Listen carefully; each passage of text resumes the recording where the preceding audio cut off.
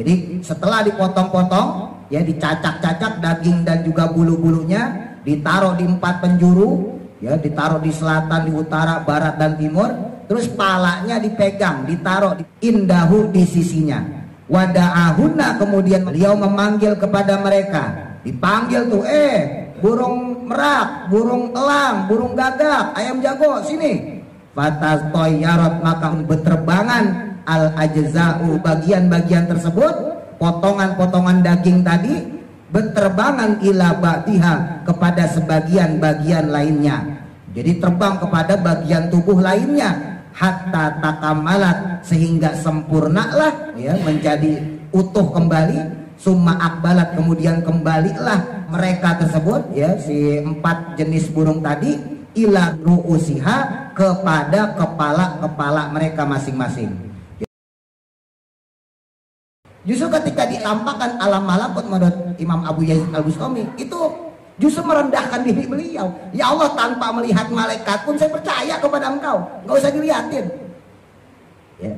Oh, zaman sekarang orang enggak, malah kebalik, malah mencari kedikjayaan, kan gitu. Bersyukurlah kita nggak bisa terbang, tapi kita yakin pada Allah. Kita nggak bisa ngelihat jin, tapi kita yakin pada Allah. Kita nggak ngelihat malaikat, tapi tetap yakin kita pada Allah. Nabi Ibrahim dikasih contoh gampang, udah kumpulin tuh 4 jenis unggas, 4 jenis burung, ya. Ada burung merak, ada burung gagak, burung elang, sama ayam jago. Ayamnya udah kumpulin, potong-potong, taruh di mana, ntar kamu panggil, nyatu semua. Dan itu bagi Allah mudah, Bapak Ibu. Hal seperti itu mudah. Kenapa mudah? Lah bikinnya aja Allah bisa. Bikin dari yang tidak ada itu lebih sulit daripada mereparasi atau menservis.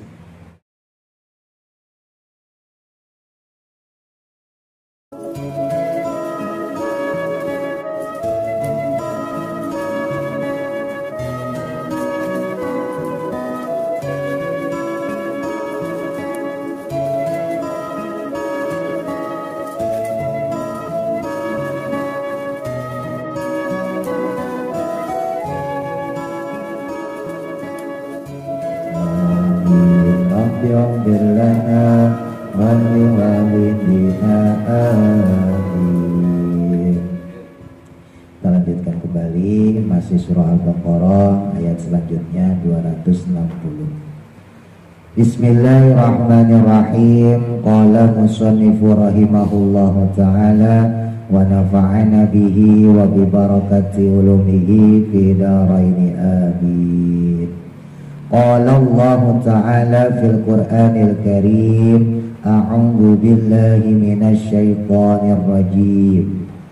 Wa id qala Ibrahimu rabbi arini kaifa tuhyil mauta wallahu a'lam bimuradi. Wankur, dan ingatlah, id qala, saat berkata, Ibrahimu, Nabi Ibrahim alaihissalam. Nabi Ibrahim pernah berkata kepada Allah di awal-awal menjadi nabi, ya, awal mula kenabian. Beliau bilang pada Allah, Robbi, wahai Tuhanku. Jadi kalau Robbi itu sebetulnya ada iya-nya, ya Bapak Ibu. Ya Robbi, cuman iya-nya mahlum, iya-nya dibuang karena maklum, karena sudah diketahui. Kalau Robbi doang kan artinya Tuhan, ya. Jadi kayak kita baca misalnya Robbighfirli, jadi aslinya ya Robbi ilfirli, aslinya begitu. Cuman iya-nya kata wahainya dibuang, wahai Tuhanku. Kata Nabi Ibrahim, arini, perlihatkanlah kepadaku ya Allah, kaifa tuhyi, bagaimana engkau menghidupkan al-mauta, akan orang yang mati. Jadi Nabi Ibrahim bilang pada Allah, ya Allah, perlihatkan pada saya gimana cara engkau menghidupkan orang yang mati. Qala, maka berfirman Allah Ta'ala lahu, kepada beliau, kepada Nabi Ibrahim, awalam tu'min, wahai Ibrahim, apakah tidak percaya kamu bi kudrati, dengan kudrohku, dengan kekuasaanku, dengan kemampuanku, alal ihya'i, untuk menghidupkan. Sa'alahu, adapun pertanyaannya, Allah maksudnya kepada Nabi Ibrahim itu ma'a ilmihi, tetap disertai dengan ilmunya Allah, biimanihi, dengan imannya Nabi Ibrahim. Jadi walaupun Allah bertanya, emang kamu nggak percaya pada saya? Walaupun seakan-akan Allah bertanya seperti itu Bapak Ibu, tapi hakikatnya Allah tahu, ya. Karena Allah maha mengetahui, Allah sami'un alim, Allah maha mendengar, Allah maha mengetahui, ya. Jadi pertanyaan Allah kepada Nabi Ibrahim itu bukan karena Allah nggak tahu, dan ini bukan cuma kepada Nabi Ibrahim, tapi semua ayat di Quran yang kesannya Allah itu bertanya bukan berarti Allah tidak tahu, ya, tapi Allah maha tahu. Justru itu menjadi pelajaran buat kita. Ya, namanya kitab, namanya petunjuk, ya, harus ada tanya jawab gitu. Jadi buat ngajarin kepada kita aja, bukan karena Allah tidak tahu. Bidzalika, dengan hal tersebut, yaitu liyujibahu, agar dia Nabi Ibrahim menjawabnya, bima, dengan perkara, sa'ala, yang bertanya Allah Subhanahu wa taala. Maka ketika Allah bertanya kemudian Nabi Ibrahim menjawab, maka faya'lamu, akan mengetahuilah. Siapa yang mengetahui? As-sami'una, para pendengar. Maksudnya kita, ya, yang lagi belajar, ya, orang-orang yang ngaji tafsir dan sebagainya. Jadi tahu para pelajar itu gordohu, akan tujuannya. Jadi tujuan Allah bertanya itu maksudnya untuk menggambarkan situasi, ya, gampangnya supaya kelihatan ada diskusi antara Allah dengan makhluknya. Nah, ketika ditanya seperti itu, awalam tu'min, wahai Ibrahim, apa kamu nggak percaya pada saya? Qala, maka berkata Nabi Ibrahim, bala, tentu, amantu, saya percaya, saya yakin. Jawabannya bukan na'am, ya. Kalau na'am bahasa Arab iya juga, tapi belum pasti. Makanya dipakein bala. Bala itu lebih kuat dari na'am. Bala, tentu ya Allah, saya percaya, saya yakin. Walakin, akan tetapinya ya Allah, sa'altuhu, bertanya aku akan hal tersebut. Maksudnya Nabi Ibrahim bertanya, ya, bagaimana cara Allah menghidupkan orang yang mati. Itu lihat ma'inna, untuk menenangkan atau untuk menjadikan tenang. Yaskuna, maksudnya yaitu menjadi nyaman. Kolbi, kolbuku, atau hatiku.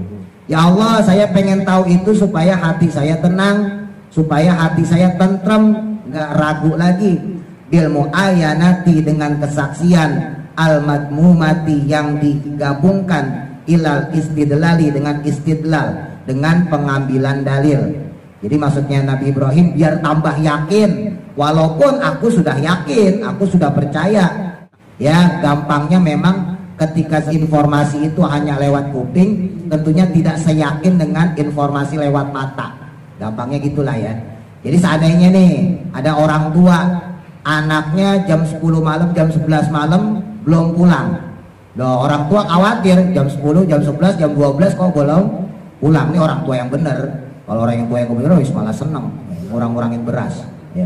Nah, ini orang tua benar nih, jam 10, jam 11, jam 12 kok belum pulang. Ngomongnya katanya main ke rumah temen. Ditelepon lah si temen tadi tuh, orang tuanya. Halo Pak, saya orang tuanya si Fulan. Oh iya, apa benar anak saya di situ? Iya, di sini. Katanya mau nginep, cuman HP-nya lobet, nggak nyampein bapak. Ya udah nih, sekalian saya kasih tahu ya, bahwa anak bapak katanya mau nginep sampai besok. Boleh Pak? Ya boleh. Si orang tua udah tahu kabar si anak, cuma ya kurang marem. Kenapa? Karena belum melihat si anaknya. Jadi yakin ya yakin, percaya, cuman belum marem, belum cukup banget. Bisa jadi orang tua itu kemudian nyusul atau video call. Coba Pak, video call Pak, saya pengen lihat. Nah, ketika udah ngelihat anaknya langsung, baru si orang tua tambah ya yakin. Walaupun sebelumnya udah yakin, sudah ada informasi sebelumnya untuk menambahkan keyakinannya, maka dia ngelihat secara langsung. Ya, kira-kira seperti itulah. Nabi Ibrahim tahu Allah maha hebat, ya, Allah bisa menghidupkan yang mati.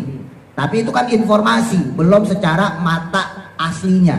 Nah, maka Nabi Ibrahim pengen banget ngelihat gimana caranya Allah menghidupkan yang mati. Qala, maka berkata, ya, berfirman Allah Subhanahu wa taala, ya udah kalau gitu Ibrahim, fakhud, maka ambillah olehmu arba'atan, akan 4 minat toiri, dari jenis unggas atau jenis burung. Ambil tuh 4 jenis burung atau 4 jenis unggas. Fasurhunna, kemudian jadikanlah mereka. Maksudnya di sini menjinakkan ya. Jinakin tuh biar dia nurut. Ilaika kepadamu. Ya, dijinakin dulu, dinurutin dulu. Dikasri sodi dengan membaca kasroh sodnya. Jadi ada yang baca bukan fasur guna tapi fasir guna. Ya, wadomiha, dan juga ada yang membaca domah. Kalau kita bacanya domah. Fasur, ada yang baca fasir. Ya. Amhilna, maksudnya hadapkan mereka si 4 burung tadi. Ya, ilaika kepadamu, hadapkan mereka kepadamu. Waqati'kunna, dan kemudian potong-potonglah mereka. Wakhlud, lalu kemudian campurlah lahmahunna, daging-daging mereka. Warishahuna, dan bulu-bulu mereka. Setelah kamu potong-potong itu 4 jenis burung, terus dagingnya kamu campur aduk.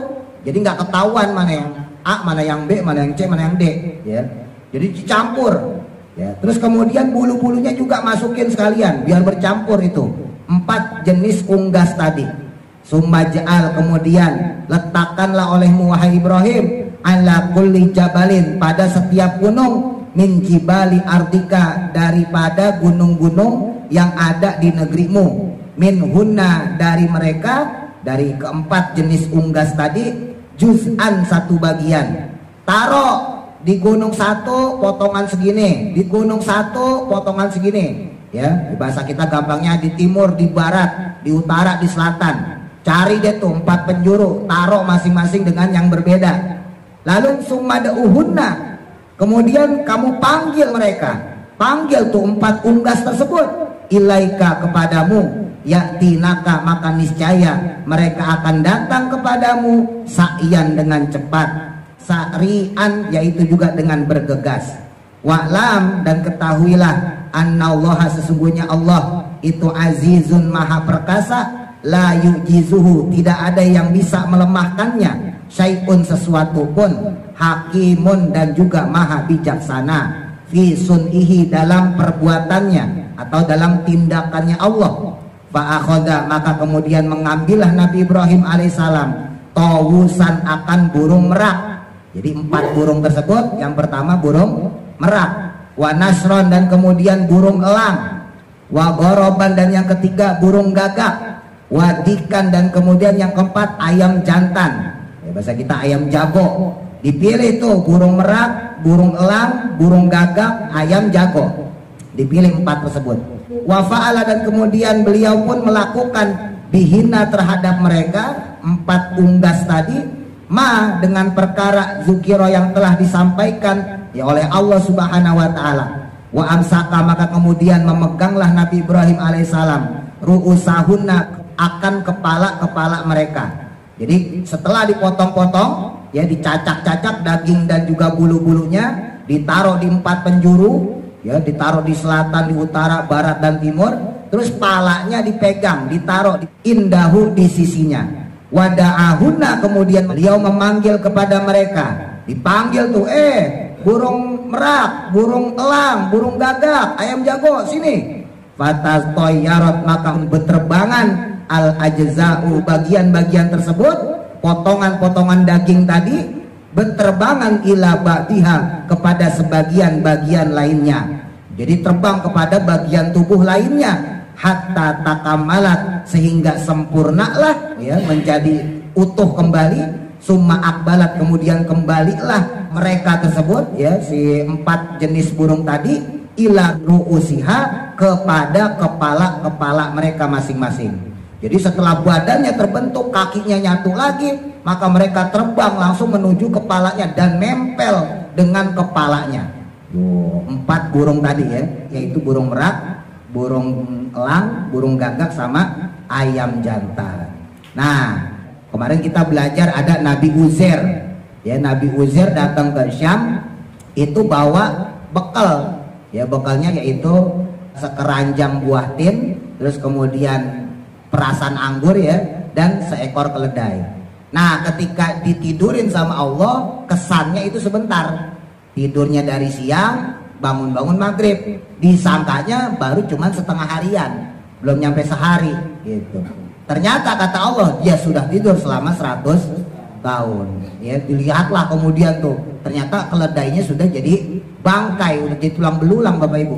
Lalu diperlihatkan oleh Allah caranya Allah menghidupkan tulang belulang tadi. Jadi dibikin utuh lagi, bahkan si keledai tadi bisa meringkik. Ya, jadi utuh kembali. Nah, sekarang gantian ini Nabi Ibrahim nih.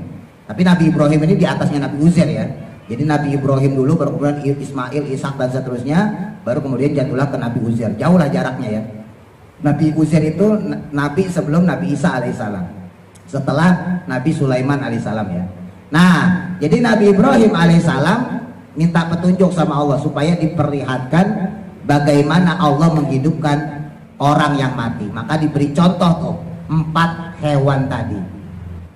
Kemarin sempat saya singgung, kita ini umat akhir zaman nggak ngelihat kehebatan seperti itu. Ya, kita nggak ngelihat ada seseorang bisa belah laut. Kita nggak ngelihat ada seseorang bisa menjadikan tongkatnya menjadi ular misalnya. Kita nggak melihat ada orang yang terbakar dengan hebat tapi tetap hidup. Kita nggak ngelihat itu. Tapi kita tetap yakin dengan kekuasaan Allah. Kita tetap yakin dengan kehebatan Allah, bahwa Allah ialah yang menghidupkan dan mematikan. Wow. Itu hebatnya umat akhir zaman, makanya diagung-agungin sama Nabi. Apalagi orang Indonesia. Orang Indonesia kagak takut mati. Ya, kalau takut mati kagak ada perang gerilya zaman dulu. Ya, Jenderal Sudirman segala macam itu mereka berjuang apa? Lebih baik mati tapi bisa merdeka daripada hidup dijajah. Prinsip orang zaman dulu begitu Bapak Ibu. Makanya mereka nggak takut mati, modal bambu runcing dah. Walaupun lawannya pistol gitu kan, walaupun lawannya senapan, udah perang orang Indonesia. Kalau mati ditakutin sama orang Indonesia, nggak bisa kita ngelawan Jepang, apalagi ngelawan Belanda. Tuh hebatnya orang Indonesia. Ya kita dididik lah, yakin pada Allah. Ya, apalagi perokok ada tulisannya tuh, rokok mematikan. Oh masih aja tetap aja ngerokok loh. Itu hebatnya orang Indonesia. Nah, ketika seseorang itu diberikan kekuatan oleh Allah, sebetulnya dalam tanda kutip ya, secara iman ya berarti malah lebih turun sebetulnya. Makanya para ulama, para wali-wali itu ketika ditampakkan alam malakut misalnya, ditampakkan alam goib misalnya, yang menjadikan salah satu keistimewaan buat para wali tersebut, justru ketika mereka sadar dari alam tersebut, dari dimensi tersebut, mereka malah nangis. Ya, Imam Abu Yazid Al-Bustami itu masyhur ketika diperlihatkan alam malakut, ketemu malaikat, ketemu bangsa jin, lalu kemudian kembali ke dimensi manusia secara normal ya, itu malah nangis Bapak Ibu.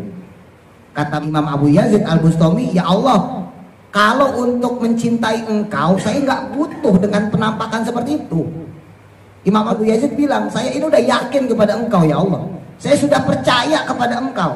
Hidup mati saya untuk engkau ya Allah. Jadi nggak perlu ditampakkan seperti itu. Nggak perlu engkau ngasih hadiah seperti itu kepada saya. Tanpa ditampakin alam malakut pun, tanpa ditampakin kehebatan engkau pun ya Allah, saya tetap yakin, saya percaya, saya beriman kepada engkau.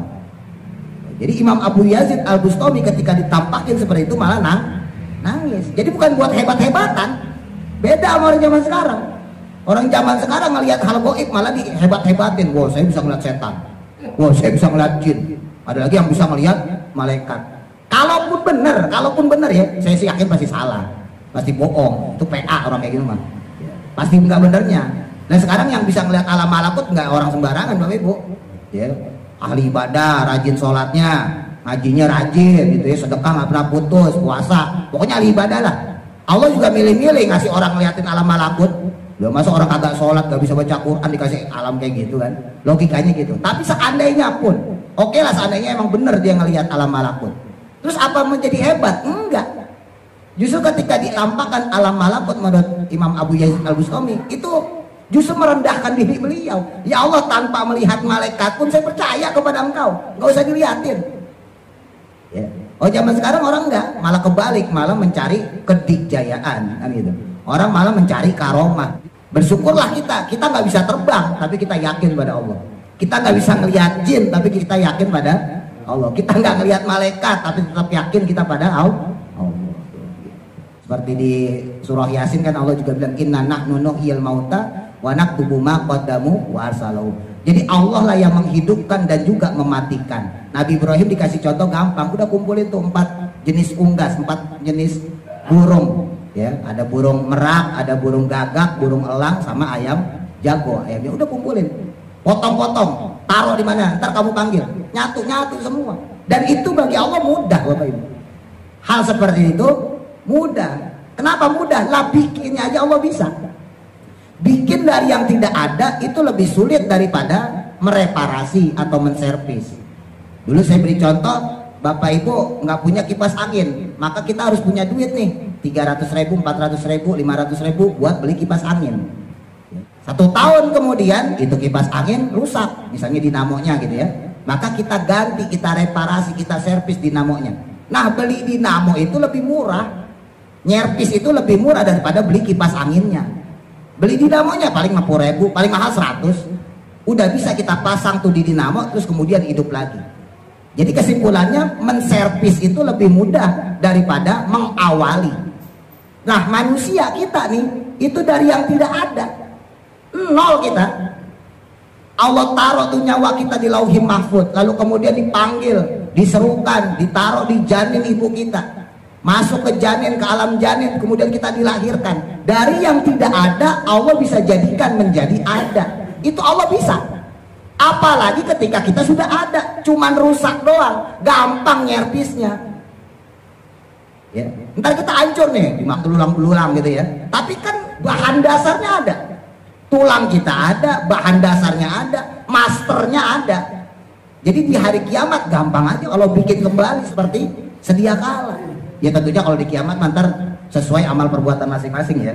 Perbuatan kita seperti apa? Kalau perbuatannya baik, ya insya Allah dibangkitkan seperti awalnya. Nah, intinya ketika tulang belulang kita hancur, itu gampang sama Allah disatukan kembali. Lah bikin dari yang tidak ada aja Allah bisa, membuat dari yang nol saja Allah bisa, apalagi cuman menservis. Ya gampangnya tadi, ya kita beli kipas angin aja mampu, apalagi cuman rusak doang. Beli kipas anginnya 500.000 bisa, servis cuma 50.000, 100.000 lebih bisa. Seperti itulah kira-kira. Nah, kalau orang yang kritis kemudian bertanya nih, kenapa Nabi Ibrahim kok dikasih simbolnya 4 jenis itu? Ya. Merak, terus elang, gagak, sama ayam jago. Kenapa kok nggak hewan lain? Nah, ini sama seperti filosofinya korban, Bapak Ibu. Korban itu kita nyembelih kambing ya, kita nyembelih sapi.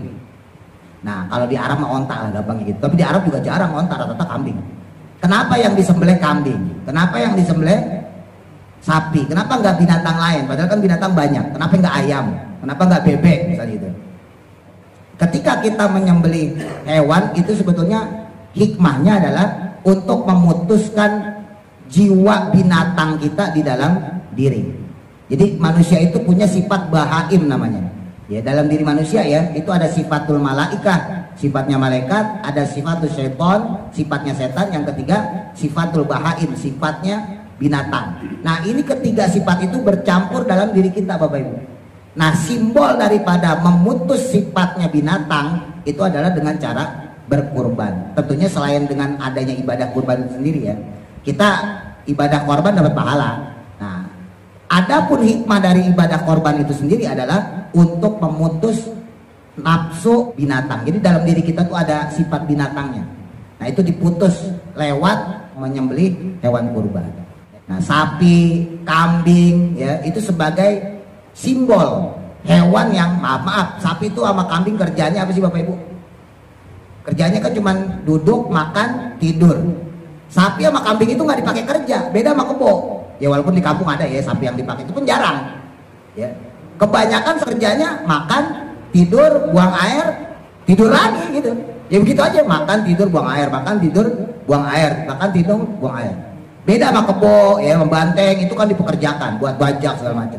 Tapi kalau kambing sama sapi kerjanya begitu. Makanya kalau ada manusia kayak gitu kan disebutnya sapi gitu. Ya. Kenapa kerjaannya makan, tidur, buang air, makan, tidur, buang air, makan, tidur, gitu aja.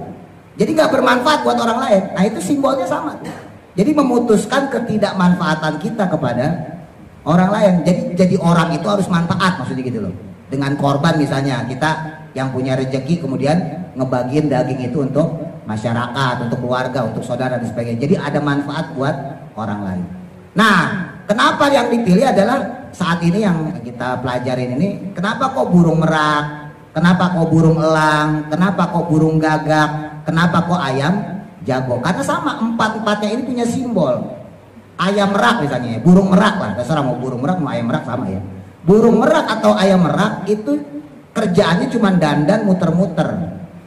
Bapak Ibu kalau ke kebun binatang misalnya gitu ya, ke Ragunan atau Taman Safari gitu ya, itu lihat aja ayam merak, burung merak. Kalau nggak ada orang mencelep dia, nggak mau ngeliatin. Tapi kalau ada orang, bongkar. Oh iya bersolek terus jalan muter gitu. Nah kalau ada ibu-ibu kayak gitu berarti merak gitu. Muter-muter, wow, gaya gitu ya.